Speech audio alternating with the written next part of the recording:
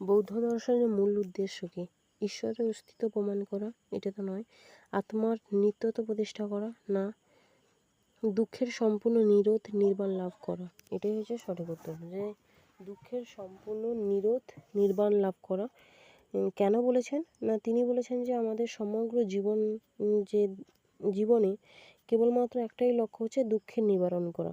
দুঃখকে কিভাবে আমরা নিরোধ করি, তার জন্য আমাদের কি প্রয়োজন? না, দুঃখের কারণ কি সেটা জানা, এবং দুঃখটা কি কারণে হচ্ছে সেটা জানা, এবং দুঃখকে কিভাবে আমরা নিবারণ করব, তাই হচ্ছে আমাদের জীবনের লক্ষ্য। এবং তার দ্বারা আমরা কিভাবে, তার থেকে কিভাবে আমরা নির্বাণ লাভ করব, সেটাই হচ্ছে মূল লক্ষ্য দর্শনের।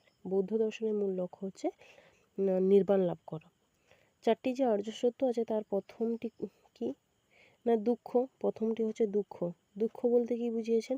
জন্ম থেকে আমাদের দুঃখ হয়, জন্ম, জরা, ব্যাধি, এগুলো সমস্ত কিছু বুদ্ধদেব বলেছেন যে এগুলো দুঃখ। মৃত্যুও দুঃখ, এবং প্রিয়জন থেকে বিচ্ছেদ, অপ্রিয় জিনিসের যখন আমাদের সংযোগ ঘটে, সেগুলো সমস্ত কিছু, বা আমরা যখন কোনো কিছু চাইছি সেগুলো পাচ্ছি না, সেগুলোও সবই হচ্ছে আমাদের দুঃখের মধ্যে পড়ে। এবং এই দুঃখ থেকেই হচ্ছে কী হয় না, আমাদের মায়ার সৃষ্টি হয় এবং আমরা বন্ধন দশাতে আবদ্ধ হই। সমুদয় বলতে কি বোঝায়? সমুদয় কথার অর্থ হচ্ছে দুঃখের কারণ।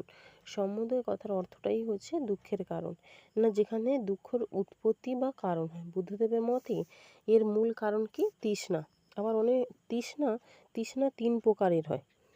তৃষ্ণা 3 প্রকারের হয়। বুদ্ধদেবের মতে দুঃখের মূল কারণ কি? না, তৃষ্ণা। তৃষ্ণা কয় প্রকার? 3 প্রকার। কি কি? কাম তৃষ্ণা, ভব তৃষ্ণা, বিভব তৃষ্ণা থেকে হচ্ছে কি হয় না, আসক্তি জন্মায়, সেখান থেকে আমাদের জন্মগ্রহণ হয়, এবং তারপরে আমরা দুঃখ লাভ করি।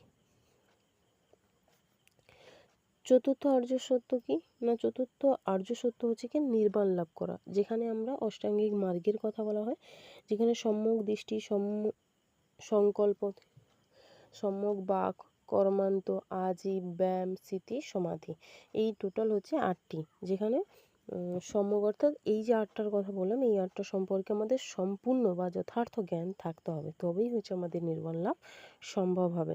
অষ্টাঙ্গিক মার্গের প্রথম অঙ্গ কোনটি? না, সম্যক দৃষ্টি। প্রথমেই বললাম সমস্ত কিছুকে আমি দেখব, অর্থাৎ 4টি যে আর্য সত্য আছে সেই 4টি আর্য সত্য সম্পর্কে আমি জানবো, বুঝবো, এবং বাস্তবতা যে বাস্তব কোনটা ঠিক সেটা বুঝবো। তারপরে সেগুলোকে আমাদের উপলব্ধি করতে হবে, তার মাধ্যমে আমাদের নির্বাণ লাভ হবে।